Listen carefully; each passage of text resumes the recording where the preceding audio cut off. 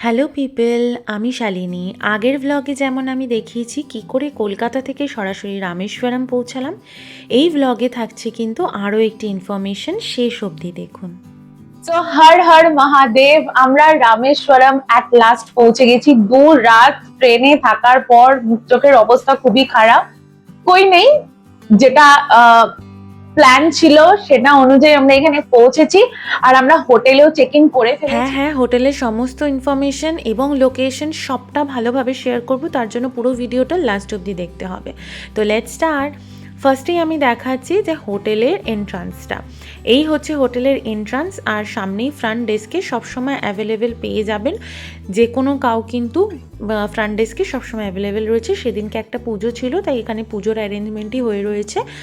সামনে অনেকগুলো চেয়ার রয়েছে, বসার জায়গা রয়েছে। আর এইটাই হচ্ছে ফ্রন্ট ডেস্ক, যেখানে কিন্তু সিসিটিভি থেকে সমস্ত ফুটেজ এনারা সর্বক্ষণ দেখছেন। সোজা ঢুকেই কিন্তু এটা হচ্ছে একদম গ্রাউন্ড ফ্লোরের রুমসগুলো, যেগুলো অ্যাভেলেবেল রয়েছে। আর এখানে জলের ব্যবস্থাও কিন্তু আপনারা পেয়ে যাবেন। জলের ব্যবস্থা কিন্তু এখানে কোনো ফিল্টারিং ব্যবস্থা নেই, এখানে কেনা জলই ওরা ড্রামে করে রেখে দিয়েছে। দেখুন, সিঁড়ি দিয়ে উঠে আপনাকে উপরে চলে যেতে হবে। এটাই হচ্ছে একটা মাইনাস পয়েন্ট আমি বলতে পারি, যে এই হোটেলে কিন্তু লিফট নেই। রামেশ্বরমে যখন আমি হোটেল সার্চ করেছিলাম, আমি কিন্তু খুব একটা আমার চোখে পড়েনি যে ওখানে হোটেলগুলোতে লিফট ফেসিলিটি অ্যাভেলেবেল খুব একটা নেই। তাই আমি চিন্তায় ছিলাম যে আমাদের রুমটা ঠিক কোথায় ওরা দেবে।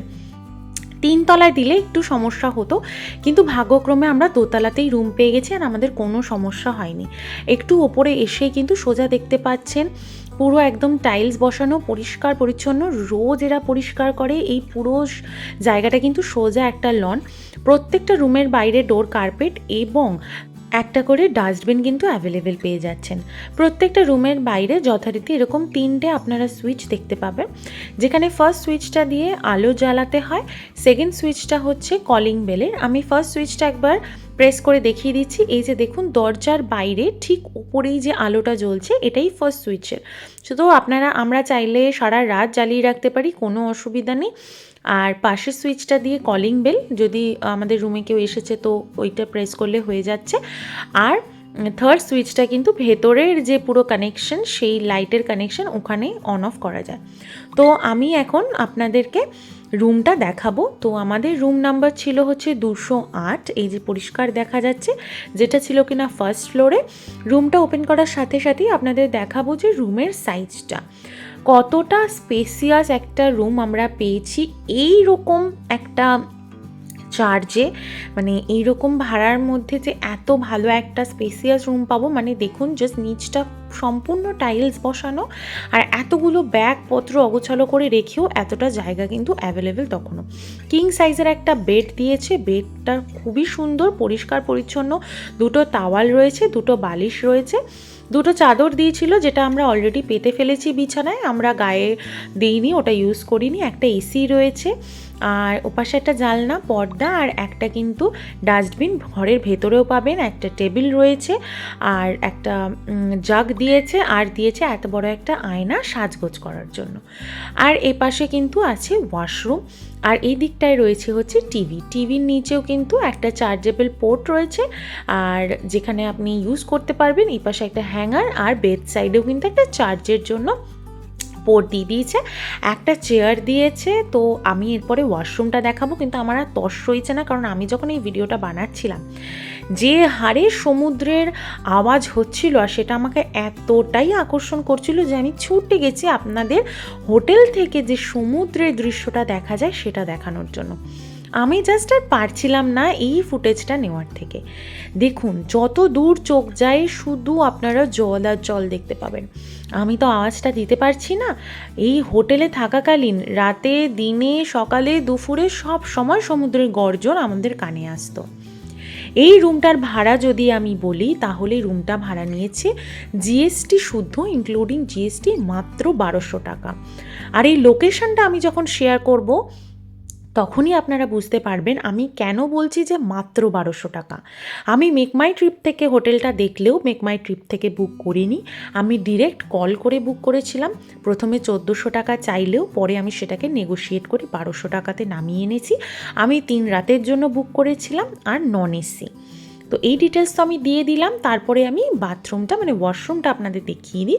ওয়াশরুমে কিন্তু গিজার অ্যাভেলেবেল ছিল 24 ঘন্টা। ওটা আমার কাছে একটা ম্যান্ডেটরি জিনিস ছিল। আমি জিজ্ঞাসাই করে নিয়েছিলাম যে হট ওয়াটার আমি পাবো কি না, কারণ আমি ডিসেম্বরে গিয়েছিলাম।